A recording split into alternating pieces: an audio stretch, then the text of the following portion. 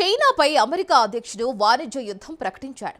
అమెరికాలో చైనా దిగుమతులపై ఏకంగా 245% సుంకాలను విధించాడు. దీనికి ప్రతీకారంగా అమెరికాపై 125% సుంకాలను డ్రాగన్ విధించింది. ఆపై అమెరికాకు కీలకమైన అరుదైన ఖనిజాల ఎగుమతిని నిలిపివేసింది. ఇక్కడితో యుద్ధం ముగిసిందని అనుకున్నారు. కానీ ట్రంప్ తాజాగా ప్రపంచాన్ని టెన్షన్ పెట్టే మరో నిర్ణయం తీసుకున్నాడు. ఈసారి చైనా షిప్లను టార్గెట్ చేశాడు. అమెరికా తీరానికి వస్తే చైనా నౌక ఒక్కసారి వస్తే పోర్టు ఫీజు కింద ఏకంగా $35 లక్షల చెల్లించేలా నిర్ణయం తీసుకున్నాడు. ఇక దీంతో అమెరికన్ కంపెనీలో టెన్షన్ మొదలైంది. డ్రాగన్ యాంట్రీ ఆగ్రహానికి గురైంది. చైనా షిప్లపై పోర్టు ఫీజ్ వేస్తే ఎవరికి నష్టం? ట్రంప్ నిర్ణయంతో అమెరికాలో షిప్ నిర్మాణం మొదలవుతుందా? Watch the story. డ్రాగన్ పే నిన్న సుంకాలు, నేడు పోర్టు ఫీజు. డ్రాగన్ కంట్రీని వేటాడుతున్న డొనాల్డ్ ట్రంప్. షిప్ల తయారీలో ట్రంప్ లక్ష్యం చేరుకుంటాడా? కార్లు, కంప్యూటర్లు, బొమ్మలు, మిషనరీలు వీటన్నిటికీ ఉన్న లింక్ ఏమిటో తెలుసా? ఇవన్నీ విదేశాల నుంచి ఓడల్లోనే తరలి వస్తాయి. చాలా మందికి తెలియని విషయం ఏమిటంటే ప్రపంచ వాణిజ్యం మొత్తం కార్గో నౌకలతోనే జరుగుతుంది. మీరు వాడే ఎలక్ట్రానిక్స్ నుంచి దుస్తులు, ఫ్యాక్టరీలకు అవసరమైన హై అండ్ మిషనరీలు, ఆఖరికి మనం చూసే కార్ల వరకు ఎక్కువగా ఓడల్లోనే తరలిస్తారు. ప్రపంచంలోని 90% వస్తువులు సముద్ర మార్గంలోనే నౌకల్లో రవాణా అవుతాయి.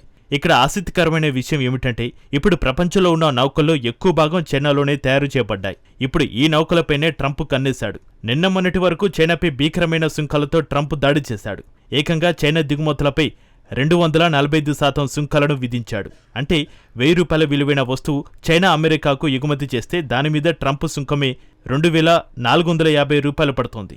ఇక సుంకాలతో కలుపుకొని ఆ వస్తువు ధర $3450 అవుతుంది. సుంకాల దాడి తర్వాత ట్రంప్ని బెదిరించేందుకు చైనా వినూత్నమైన ఎత్తుగడ వేసింది.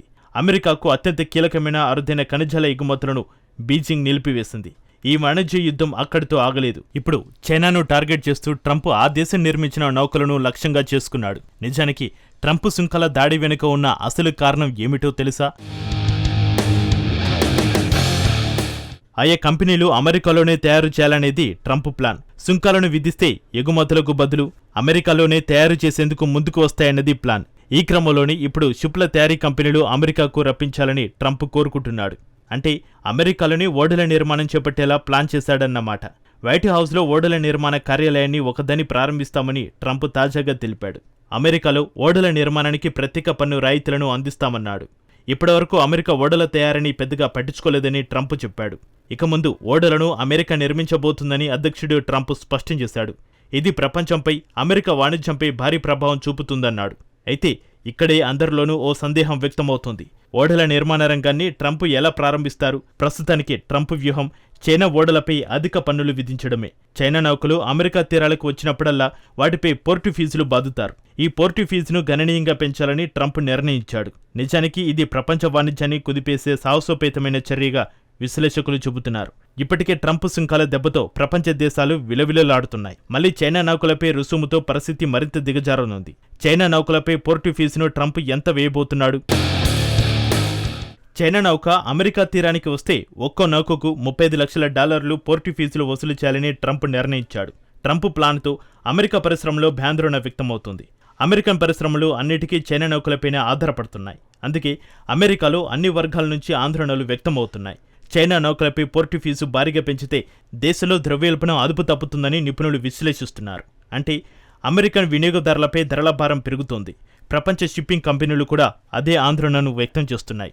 దీంతో పోర్టు ఫీజు ధరల విషయంలో ట్రంప్ యూటర్న్ తీసుకున్నాడు. కార్గో బరువు లేదంటే కంటైనర్ల సంఖ్య ఆధారంగా పోర్టు ఫీజు విధిస్తామని ట్రంప్ ప్రభుత్వం తెలిపింది. కార్గో వచ్చిన ప్రతిసారి పోర్టు ఫీజు విధించకుండా సంవత్సరానికి 5 సార్లు చొప్పున విధిస్తామన్నది.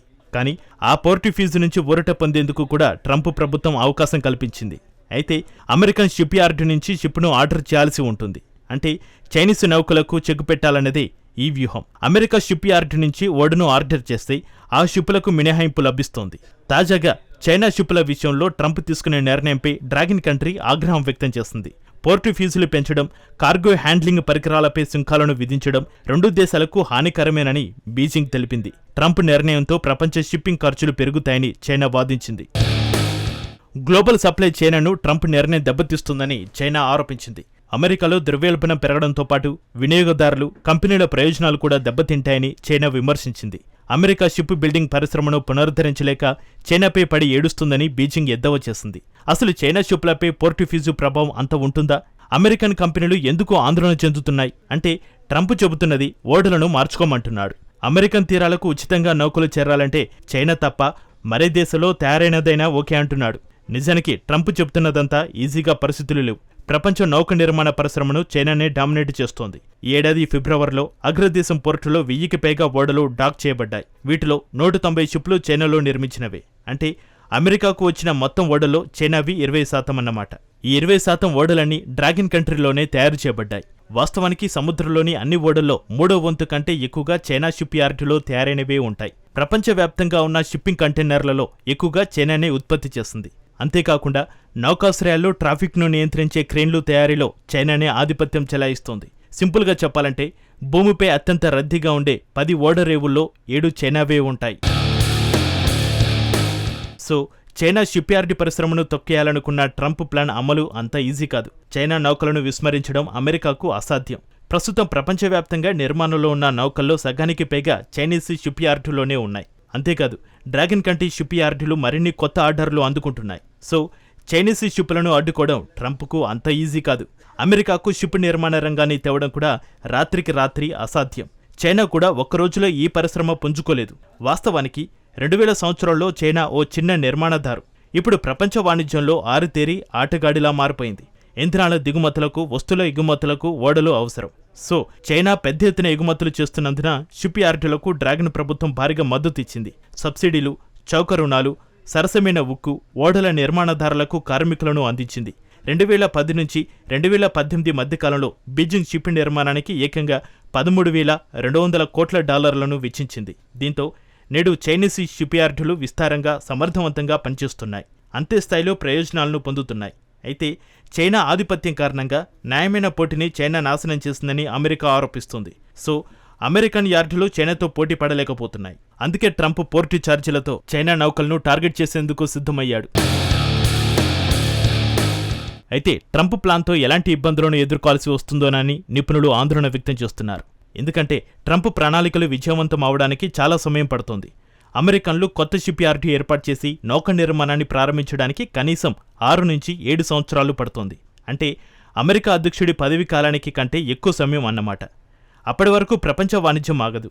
ట్రంప్ సరైన కారణాలతోనే చైనా నౌకలను లక్ష్యంగా చేసుకోవచ్చు. కానీ అతడి వ్యూహం అమలుకి రావడానికి సంవత్సరాలు పట్టవచ్చు. సో ట్రంప్ ఉన్నంత వరకు పోర్టు ఫీజులు అమలు చేసిన చైనాతో పాటు అది అమెరికాపై కూడా తప్పకుండా ప్రభావం చూపుతోంది.